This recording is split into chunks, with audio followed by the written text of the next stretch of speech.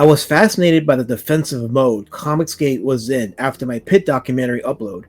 A lot of stuff had come out since its upload, various live streams efapping it, and the announcement by Mandy Summers and Dale Keown. I'll get into that in this video. While there was a lot of reaction, more positive than negative, to my documentary, the only two responses I cared about was Dale Keown's response video to my doc and Ethan Van Sciver's attempt at an efap. Everything else was just noise. I'll be going over a lot of stuff in this video, and as usual, I'll be bringing the receipts, thanks to many who've been archiving them. So here we go. Let us begin with Dale Keown's response vid. So the video Dale Keown uploaded, a 4-minute video that many of EVS's followers claimed debunked my commentary. A few things before we discuss the contents of the video. This video was uploaded 20 minutes after my doc was uploaded. This would mean that Dale somehow, in a 20-minute span, watched a 1 hour and 27-minute video and was able to successfully debunk what was stated in the doc. Spoiler alert, he doesn't. Now, did my video come out first? Or was it around the same time? I think it was right around the same time, actually. I wanted to get it out before they got their video. You may have. Wait a minute. So Dale and Mandy make a Starlink confession. They recorded the video with the intent of putting it out before mine's. So then how could he refute any of what I said in my doc if he didn't see it? The question was answered. He didn't see it. So he couldn't refute it. But for the sake of this video, we're going to refute his attempt at refutation anyway. But let's play devil's advocate and assume he was responding to the first video that I uploaded a few days ago. That would mean he kept his reply video on wait until my doc would go online, and then he'd post his reply. This meant he was totally aware I would be re-uploading my doc, and instead of reaching out to me if he felt his side of the story wasn't properly told, he just waited and waited. Why is this important? Because Ethan Van Sciver lied when he said I didn't reach out to Dale to get his side of the story. His deception is easily debunked in the last few minutes of my doc when I showed that A, I couldn't DM Dale on X because I wasn't a verified user, and B, I sent him a friend request on Facebook which he left unanswered for a week. The friend request was so that any DM I sent him would show up on his primary inbox so he could see it. The fact that he knew I was re-uploading my doc would lead me to conclude he willingly chose to ignore my friend request and therefore forfeited his right to share any side of his story he felt I did not represent. On top of that, I showed in my doc, with those pesky receipts, that a conversation between Dan Fraga and Ethan Van Sciver confirmed that Dale Keown was a hard man to reach. How many people in the chat can get a hold of Dale Keown? How many people? Nobody. Probably a lot. Nobody. How many on this panel can get a hold of Dale? Like, Keown? who has his number? Yeah, who has his number? Know. How can you? Isn't he hard to get a hold of? Is he hard to get a hold of? I don't know. I haven't tried to get a hold of him. I think he's hard to get a hold of. So what? What's your point? Now on to the video itself.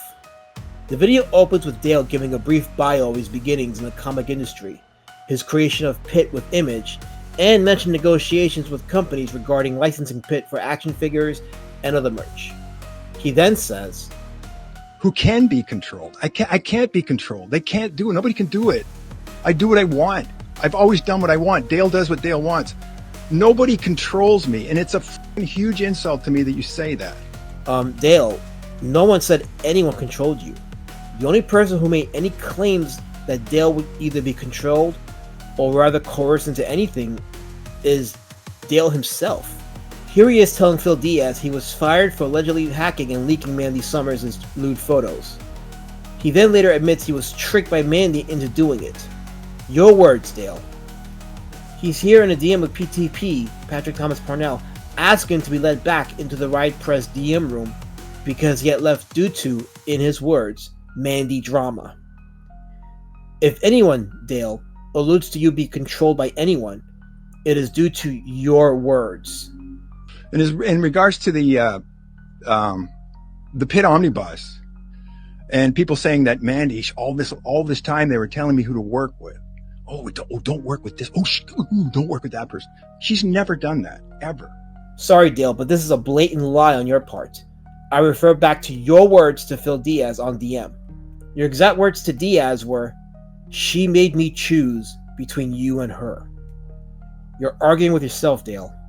And as far as Mandy and the omnibus, that has never been a thing. We've never talked about it, ever. She didn't, even if I said, please, Mandy, do it, she'd probably say no, or at least because it's a hot potato and it's the fucking temperature of magma. Like, she does not want that. Dale? On the stream with you, Dale, she announced that she will be handling the omnibus. Yes, Mandy Summers pulled a Mark Wade and got Phil Diaz removed from the Pitt project, and as per Ethan Van Sciver's projection, she took the job over. Except it's not really an omnibus. She announced 5 trade paperbacks first, and then there will be an omnibus? Why not just go straight to the omnibus? Why stretch it out with 5 trade paperbacks before the omnibus? Well, the obvious answer is a cash grab. So if Mandy didn't want to do the omnibus, she sure was quick to announce it and get right on it. As for Ethan Van Sciver's projection when he told Phil Diaz she wanted him off the Pitt project. It's sad because, yeah, she's crafty and she may very well f you out of your job, Phil. I guess she did. I don't know what happened with, if there's any more behind the scenes stuff with what happened with the omnibus. Maybe there is, and maybe she's responsible. Maybe she did that to you too, but that's on Dale. That's not on her. I mean, she's, these people, she's out there like, 2 fingers on each hand and doing videos for guys. She's sticking fingers in her asshole and her pussy on camera for Dale Keown. Most likely. Yeah. Most likely. I don't know that for sure, but most likely that's what's happening. Dale is giving her orders for what he wants to see, and she's doing it, and then making demands of him, like, I want this and that. People are in her way. Maybe she wants to write Pitt. Maybe, I didn't know that. Maybe Phil's in the way of her writing Pitt. Keown goes on to say everything anyone says is bullshit because he knows the truth, and that Mandy and him should do the omnibus simply because people keep talking about it. Except that you said, Dale, no one controls you. So you doing the omnibus with Mandy because of external opinions isn't being controlled by external influences? I caught you in at least 3 contradictions here. Keown clearly did not watch the doc, or else if he really wanted to refute it, the only effective way he could refute it was to say the DMs to Phil Diaz were fake, photoshopped, whatever word he'd choose. But he didn't address those DMs, nor did he address PTP's account of anything, and don't worry, we're going to show some of those DMs in this video, in case there was any doubt of what he said to PTP. So to conclude this portion of the video, Dale's response was lacking, did not address the points in the doc, nor did he address the receipts, and proved he chose not to reach out to me. Now we get to Ethan's pathetic EFAP. And yes, I call it pathetic because it was a lot of whining about PTP and teenage girl tantrums. Not to mention he only EFAP'd part of the documentary. Ethan also went quite a while watching my stuff without saying anything or offering anything transformative. This entire segment here, for example, went on without him saying anything. Jesse from Pod Awful was right about Ethan's EFAP skills. We do a show. We do a trash cast. This isn't a show. It's not a show. Okay. It's a stream. You're just watching other people's shit streaming. You're barely commentary. talking. Yeah, making a radio show. Barely commentary. Not really commentary. It's not really. I feel like I've done some fantastic commentary here earlier today. You were watching that guy with the purple lighting, and then I literally for a second couldn't remember which one of you was Ethan Van Sciver. On Patrick Thomas Parnell, Van Sciver said this. Matt, like, you should probably, like, all due respect, and I mean that, like, all of the respect that you're due, pal. You should probably double check your sources. Using PTP as a source. What? Am I missing something here? PTP was the one doing the omnibus with Dale, so he would be the person to talk to if this is the person that communications with Dale. Why yes, Lord Raptor Jesus, it takes a logical mind to understand that the men involved in said project are pretty authoritative. Yes, they bring their own perspective, and there's bound to be some bias in what they say. But I also did preface the doc by saying all opinions are solely of the authors. PTP gave his account of the Pitt Omnibus ordeal, and Shane Davis himself even cited PTP as one of those who knew what happened during the four-way call between himself, PTP, Dale Keown, and Mandy Summers. I didn't hear Shane say only 3 of those could be trusted with the account. So like it or lump it, PTP is far more credible than you are, Ethan. It was fascinating watching Ethan appear very rattled whenever he read PTP's words.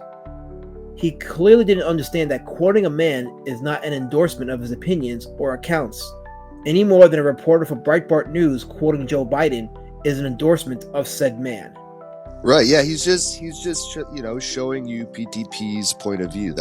He's not, Elasmat isn't really saying whether it's right or wrong. He's just, this is what the guy said. This is an account of the person who literally worked with Dale Keown to make the Pitt Omnibus. So, right.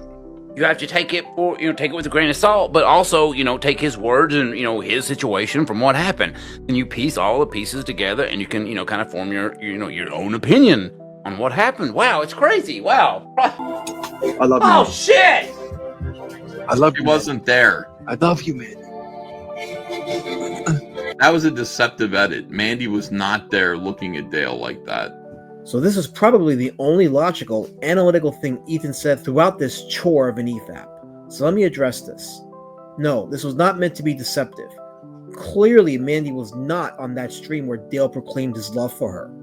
It was meant to be a visual aid for those watching the doc. But I can see how he came to that conclusion.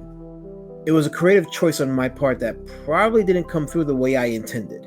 So I will own that error. You can use it as trivia down the road.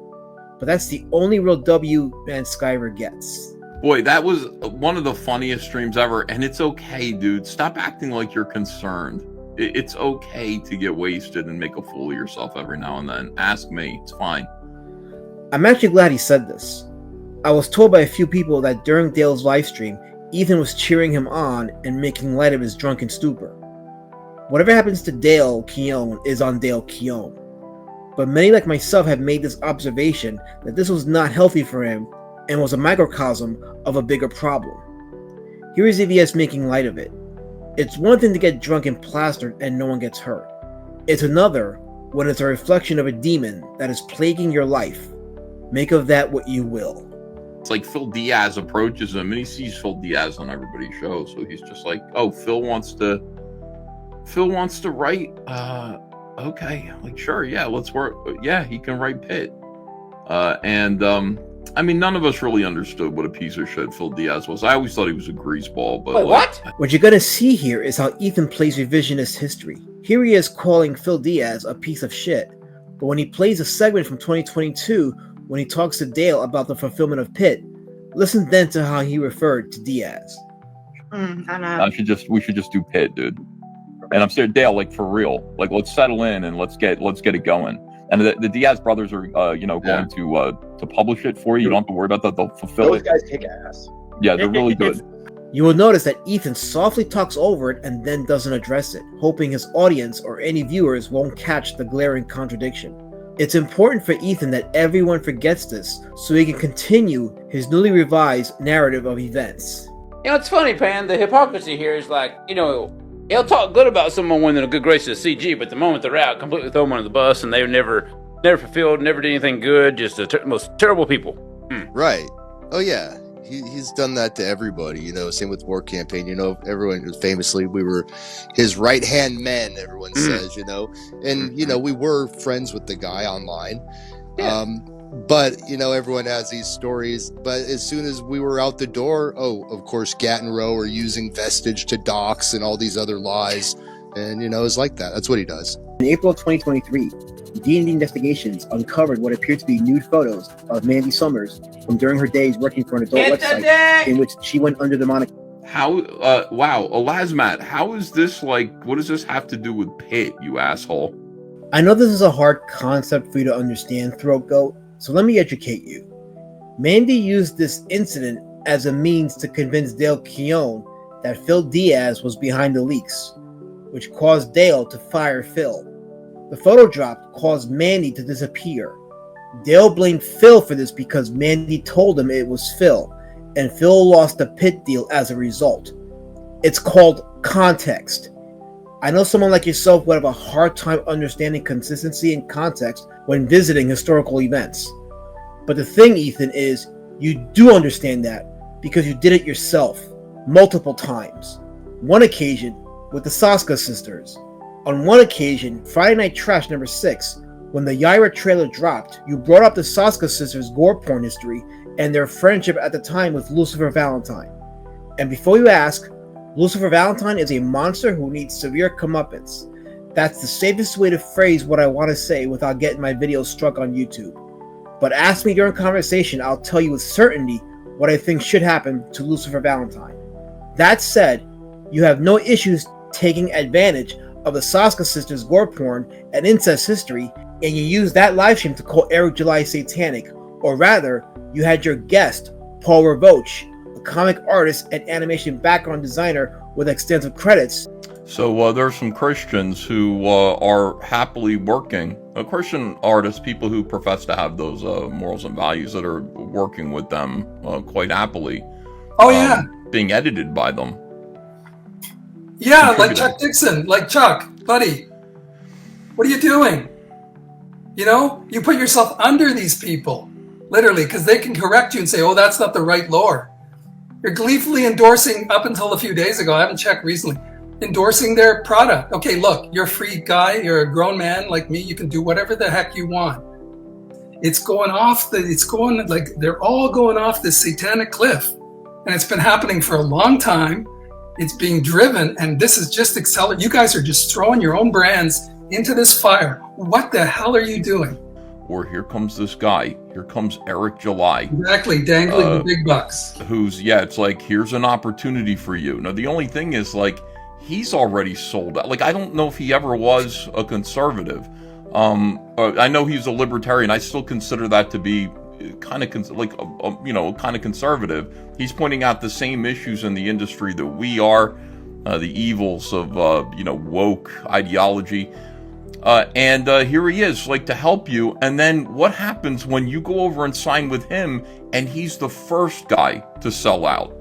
He's the first guy to immediately, like, the Saska sisters come over, and then, immediately they start influencing your brand. You put them in charge of everything, and right away, you can watch what happened to Marvel Comics and DC Comics, the stuff that I talk about when I say strange women were allowed entry into the industry and began to pervert and change entertainment, which was meant for mostly male audiences. Okay, they brought their feminism, they brought their radical ideology into comics and began changing it and perverting it, and we're watching it happen now. And yeah. I mean, it's unbelievable that we're watching what we've been complaining about for the last 7 years. We've organized together to make a new space where maybe this won't happen again as long as we gatekeep it properly. You're watching these two radical feminists who make no bones about who they are, except when Eric July pressures them to make a statement about God or something like that, or how they've changed. They're the same as they ever were.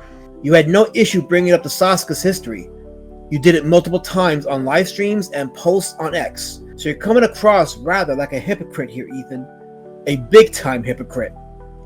Speaking of Paul Ravoche, many of us watching that Trash Cast stream wondered why Ravoche, who called out Eric July for hiring women with degenerate pasts, seemed to not bat an eye with the degenerate company Ethan was keeping.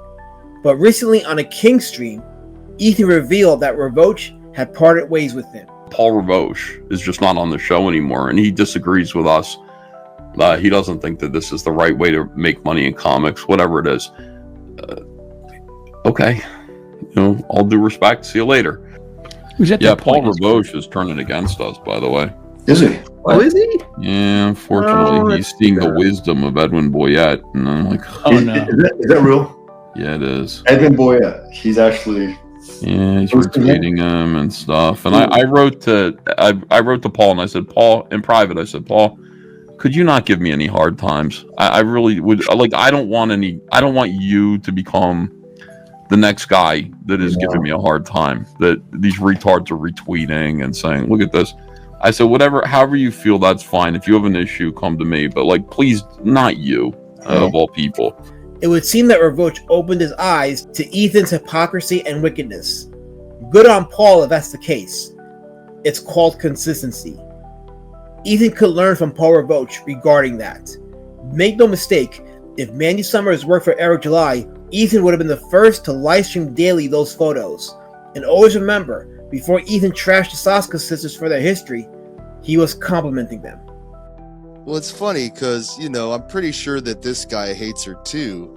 At least he would, because he's always talking about, how women ruin this industry and they ruin comics. And, it's like, yeah. And, here you see that being mirrored almost. But you're in such a position where you just have to take it up the ass. And you can't say what's really on your mind because you're a fucking cuck, bro. She's got you by the balls, Evan, you fucking bitch. It's hilarious to hear him say this shit. It's funny. Well, and basically, I guess had him convinced that I was the one that leaked nude photos of Mandy and put them online. And I believe it. I think that's probably true. Told me what happened. That's who you are. Is this why the unbelievable? That's a good catch, Pan. I was reading the chat and totally missed that. That is what? Yeah, that has been known for months that Dean was the one that exposed the pitch of hot wife Mandy. Right. Well, here you have Evan trying to spin it and saying it's all Phil. Well, I mean, that's that spin. That's that CG, rewriting of history that he do. But It was interesting during the DM reading from Dale to Phil and vice versa. Ethan didn't really offer much commentary here. He didn't deny those DMs. This is really where his narrative would have succeeded or failed. And judging by his silence during this segment, I'm guessing that he didn't know what to say. He also didn't have much to say during the playing of the audio recording of the phone call between himself, Phil Diaz, and PTP. But what he said after the playing of the phone call was typical Ethan. Here's the thing. It doesn't matter. It's Dale's prerogative. I know that you're mad at Mandy about, even if everything that you're saying is true, and Mandy convinced Dale, whatever it is, you guys don't own Pitt. You guys don't own the rights to make a Pitt Omnibus. The point is not whether Dale can or cannot do as he pleases with his IP. That is clearly not the issue. The issue is a deal was made between Dale and Phil, and Dale and PTP. And in the case of Dale and Phil, he was kicked off the project over a lie Mandy Summers made to Dale and slandering Phil Diaz. I know this is hard for you, Ethan, to comprehend, so let me word it like this so you can get it. Anarchic Press can do whatever it wants, and print and publish whoever they want. Richard C. Meyer was not entitled to their services, but you and the rest of CG rallied behind Richard C. Meyer and financially backed his lawsuit against Mark Waid for tortious interference. Mark Waid made a phone call to Anarchic Press, got Richard C. Meyer kicked off, and Comicsgate went to war with Waid over it, without ever hearing Waid's side of it. Now we have a similar situation where Mandy Summers conspired to get Phil Diaz kicked off the Pitt project, as per your projection, Ethan, and your takeaway is that Dale Keown can do whatever he wants with Pitt? This is the hypocrisy, the inconsistency that is now being exposed of you and your circle. CG used to rally against this type of cancellation and tortious interference. Now, it seems that CG celebrates and rewards it. She operates. I hate that she's still doing it. But wars are wars, and that's just the way it is. I can't control her. I can't stop her. Wow, you guys are scumbags, man. Who is Ethan calling a scumbag? Those were his words. Just like I quoted PTP and used his words, just like I clipped live streams that featured Ethan, Dale, Shane Davis, Phil Diaz, and others, I played the audio recording where Ethan called Mandy a whore. Those were his words. Those were the words of Ethan Van Sciver and Ethan Van Sciver alone. You guys came at me with all these accusations, and I said, worst case scenario, here's what happened with Mandy and Kyle. There were some fidgeting around in the very early days of Comicsgate. That might be going on with Dale too. Something brought to my attention is a condition known as duping delight. This refers to the feeling of pleasure an individual gets when successfully deceiving another person or people. It ties a positive emotion with lying. Many have observed EVS supposedly doing this. a snicker or a laugh when he attempts to present false information and deriving a sense of satisfaction doing so. This is not my diagnosis of EBS. This is just what others have pointed out. Make of that as you will. Now listen to the words of Panboy when EBS entertains the idea of releasing information about Kyle Ritter's online sexcapades with Mandy. And Mandy wants me to release the receipts, and you'll see where the 2 fingers thing came from. If I were to ever release the receipts. Wait, what? And I thought about it. Kyle asked that of her, and Mandy said, "No, leave me alone."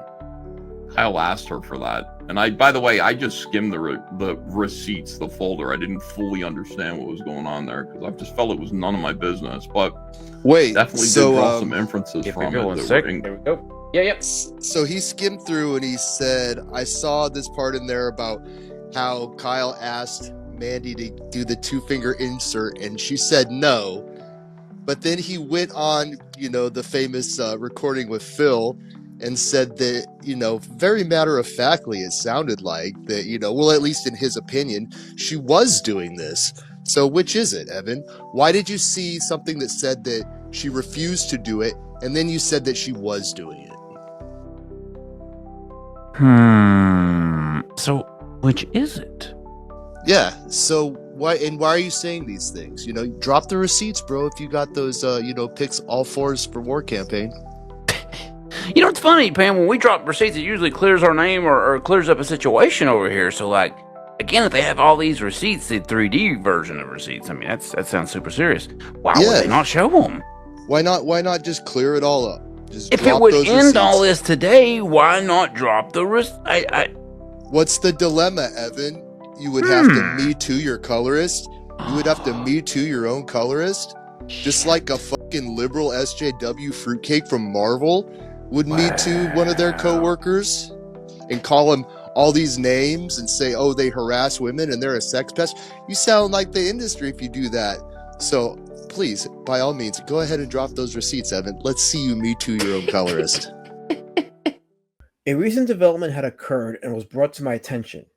On a live stream hosted by Preston Acevedo, a longtime comic artist and veteran of the scene, he had a panel of Jason Bascom and Batmerk, and they talked about my Pitt documentary. This is going to be a little controversial, but did anybody see the Failed Pitt Omnibus video? No, I didn't. That your boy did?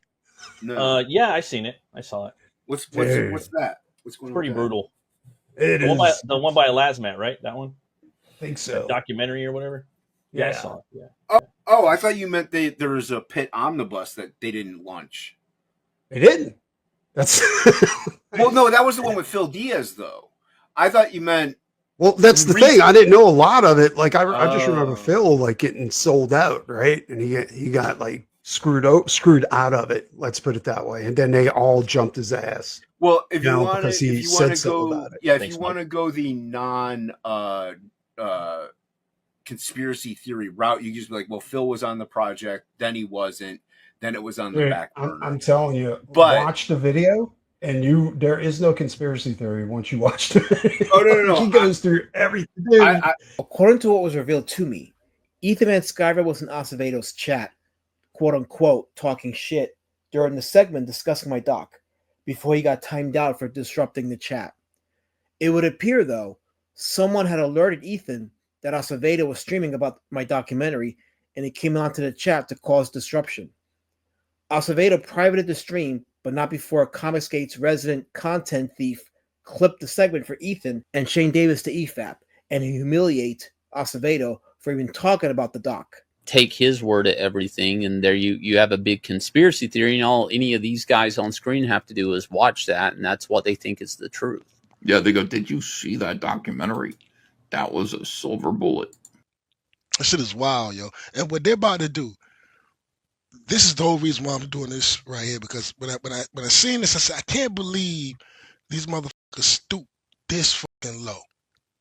Watch this shit, man. I said it the other night. I was like, either Patrick was lying when he did that live stream, or he was lying when he did the quotes for that documentary. But either way, he's lying. So what was all of this attack for? Like, what is this all for? Is to push the fucking omnibus back to Patrick's lap or Phil's or whoever. That's why they're still there. That's why be invested on something that happened 2 years ago that's not even your fucking book. They're pretending to minimize what this means, like to say, why are they even bringing this up 2 years from now? Why are they making it? This is a big fucking deal. Y'all did some shitty shit. Some shitty shit.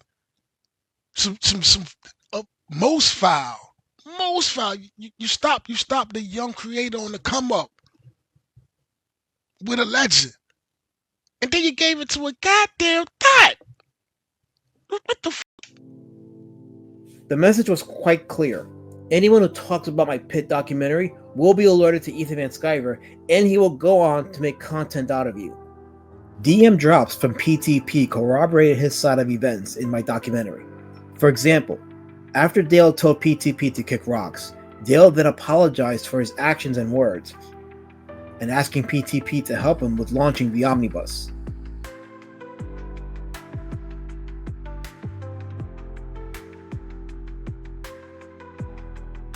The DMs also revealed that Dale felt Ethan and company didn't allow him to tell his side of the story. This shows that Ethan's accusation that I didn't allow Dale the courtesy was mere projection. The DM drop also revealed a startling discovery. Dale confessed Mandy did not pay him for coloring Gemshock. Remember, Comicsgate went for months harassing Yellow Flash for allegedly not paying his artist, John Dillard, over his work on the Mighty Golden Patriot, despite Dillard making it clear his agreed upon deal with Flash in terms of payment. As of this video, they're having crickets from Comicsgate regarding Dale's free work on Gemshock. But the most disgusting, satanic act by EVS would follow. Fucking awesome. The Pitt Omnibus. Dale Keown, Mandy Summers, Comicsgate 2025. Fuck yeah, the audience. It is like fire tonight, worse than it was in Hawaii 4 years ago at Edwin's apartment.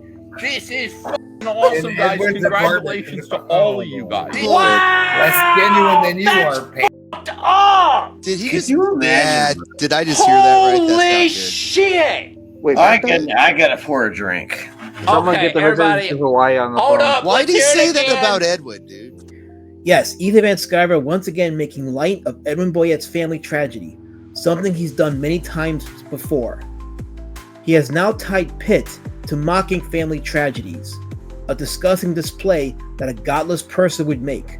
But mocking death is not something EVS is a stranger to, going back to his days on Facebook when he would mock suicide. So what do you think about all the information presented in this video?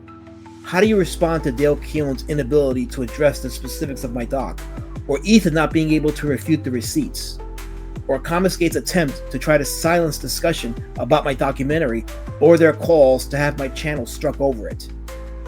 I'd like to hear your thoughts on this. Thank you for watching, and please take care.